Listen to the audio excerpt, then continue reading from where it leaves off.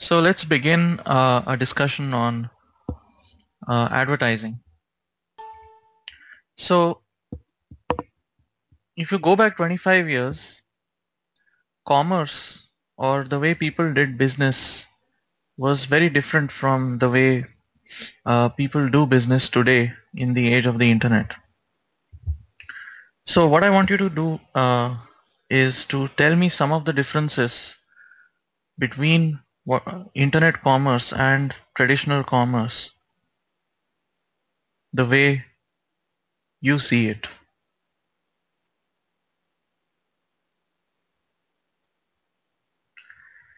Maybe to some extent, internet commerce is not as pervasive in India as it is in the US, but I'm sure many of you are buying stuff from the internet over there.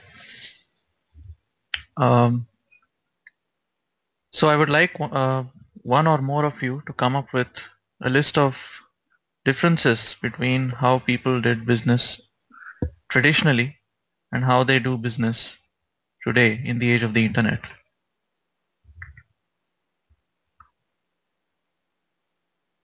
So what difference do you think the internet has made to businesses?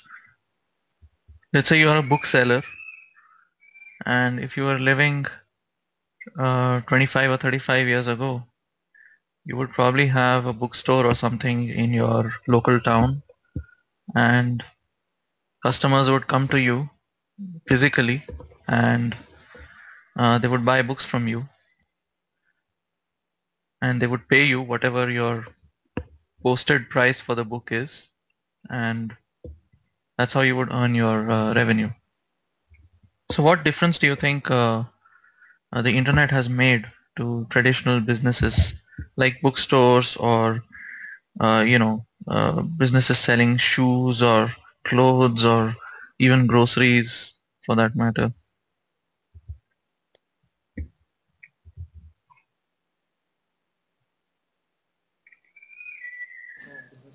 Hello, sir. Yeah. Actually, the customer need not go to the vendor to buy stuff. So that particular book can be couriered or mailed. I mean, couriered to that particular customer's residential address. So that way O- it's and about the payment part, there might be online transaction going, so he can directly send the money to his account. Okay. So regarding your first point that the book could be directly couriered, I think that was true even before the internet, right? I mean, I remember when I was preparing for IIT, we used to send demand drafts uh, you know, uh, to brilliant tutorials or whatever those coaching institutes were to procure their material, and they would send it to us by courier. So we didn't use the internet for that. But what you're saying is we can make online payments. So online payments is one of the way one of the ways in which things are different. What else?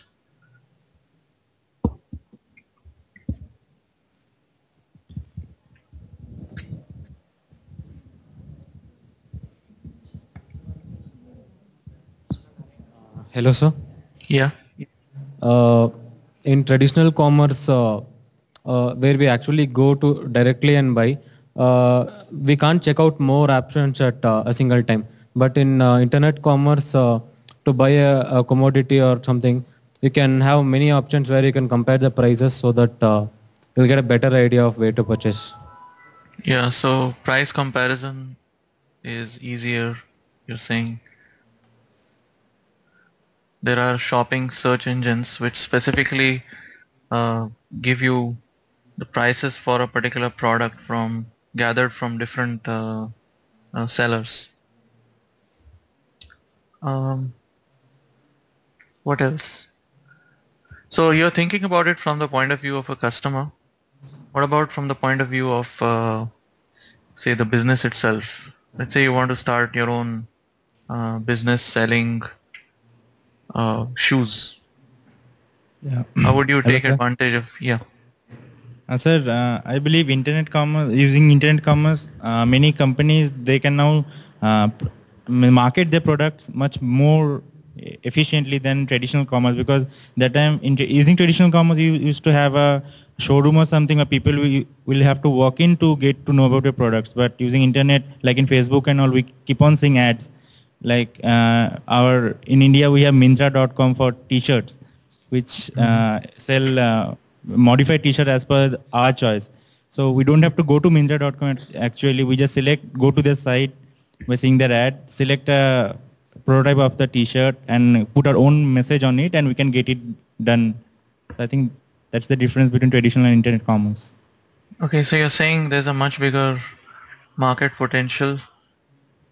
Marketing is easier. Yeah. Okay, so easier marketing. How, in what way is the internet making marketing easier?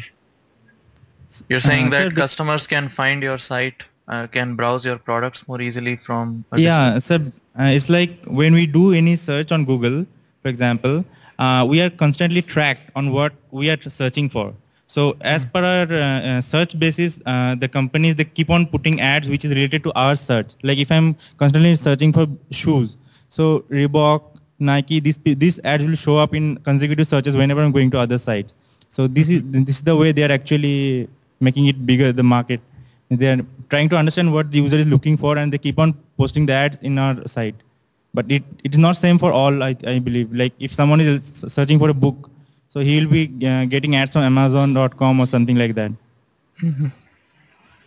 Yeah. So one point you said is that it's easy to target customers because um, anybody who's searching for shoes will probably be using Google to search, Google or one of the other search engines, and it'll be much easier for that user to find shopping sites where he can buy shoes, he or she. So the problem, though, as you mentioned, is that if you have a local business, then you know you'll have to work hard to uh, get your site ranked at a sufficiently high position that you get a significant number of customers to your site.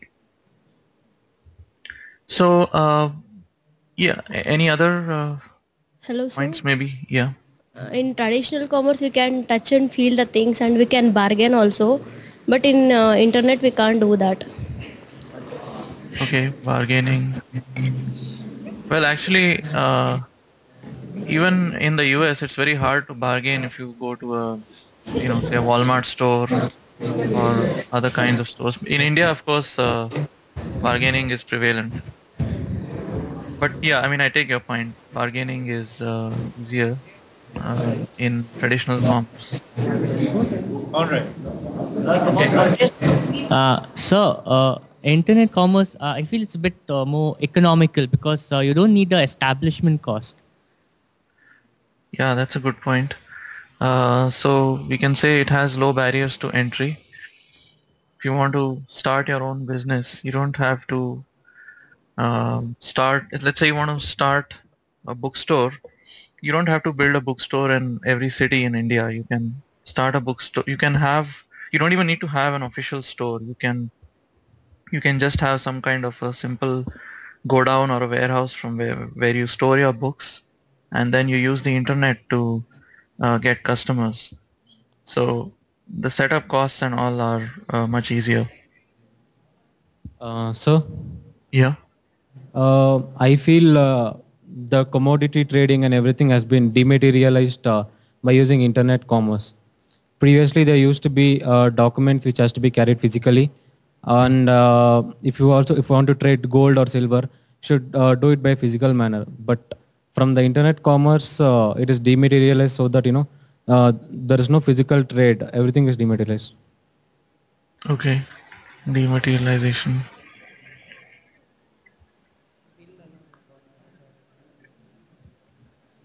Okay, so we have enough number of points here.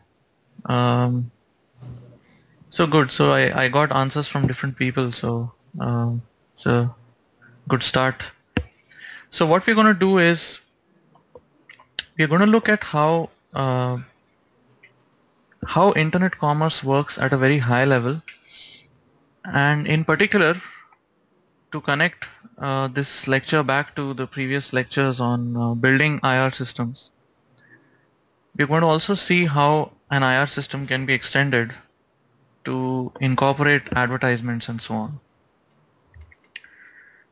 So